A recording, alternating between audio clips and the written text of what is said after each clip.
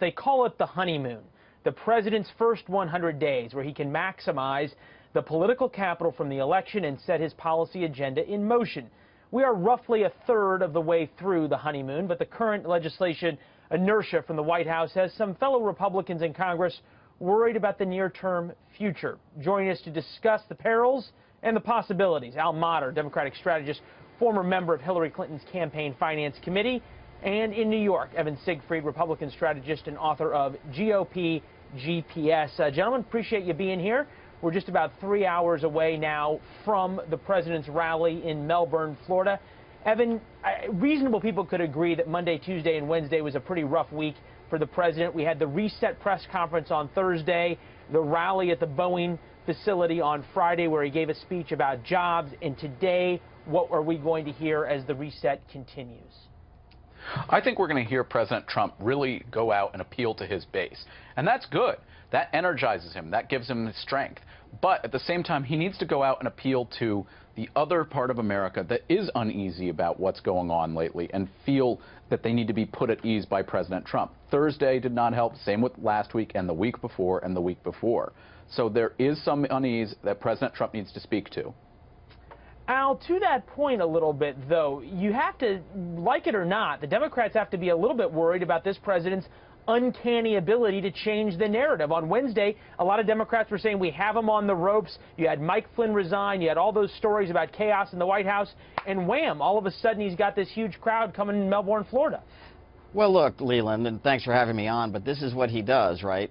He goes above the media, he goes directly to his supporters, and he's doing it again. He did it during the campaign, he did it during the transition with his victory lap, and now he's doing it again in Florida, even though he's only a month in to his presidency. But okay, but Al, you guys have, the Democrats have seen this play, as you just pointed out. Is there anything Democrats can do? Are you going to change the defense a little bit or keep running the same one? Well, the difference is he's not really getting anything done. If you go back 8 years when President Obama was in office, one day before today, the American Recovery Act, which saved our economy, passed into law. President Trump's been in for a month, and nothing's even been introduced to save our economy or even buttress it. Evan will debate whether or not the Recovery Act saved the economy or certainly or just made the recovery a little bit more difficult. Different time to debate that. To that point, though, when does President Trump have to start doing things that he can't just do by executive action? When does his base start holding him responsible for Obamacare and for tax reform? He needs to do that now, and he needs to work with congressional Republicans. They're still waiting to have outreach and discussions with the White House about what repeal and replace will look like, what tax reform will look like, and many other things. But at the same time, Democrats, like Al has said, are just sitting back and saying, we're not going to participate and become this party of no. They tried that in 2016 by saying, we aren't Donald Trump, and they lost. They actually need to put forth a positive vision and actually connect with the American voter. Running around and screaming that everything is bad isn't a policy, and it's not going to win them over voters. They need to put out policies that are pro-worker.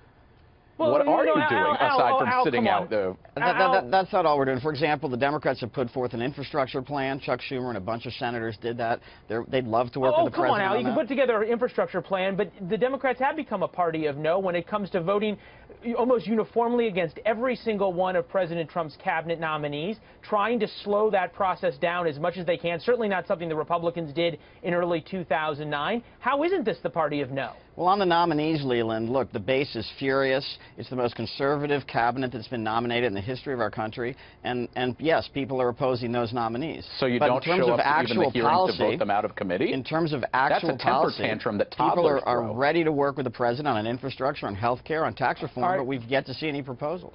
Fellas, we got to go. You guys sound like the Democrats and Republicans on Capitol Hill. Thanks, guys. We'll be right back. Thank you for having us.